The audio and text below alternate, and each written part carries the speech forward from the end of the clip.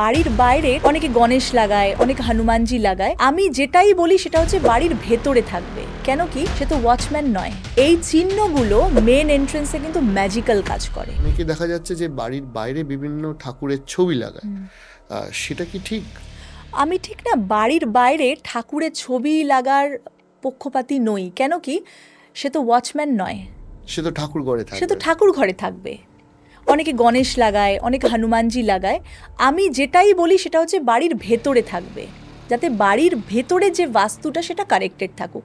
বাড়ির বাইরে উপায় রয়েছে যাতে কোনো রকমভাবে প্রবলেম না আসে। মেন এন্ট্রেন্সটা যেহেতু এনার্জি পয়েন্ট, সেখানে চিহ্ন মানে সিম্বলস ইউজ করা যেতে পারে, যেমন স্বস্তিক চিহ্ন বা ওম।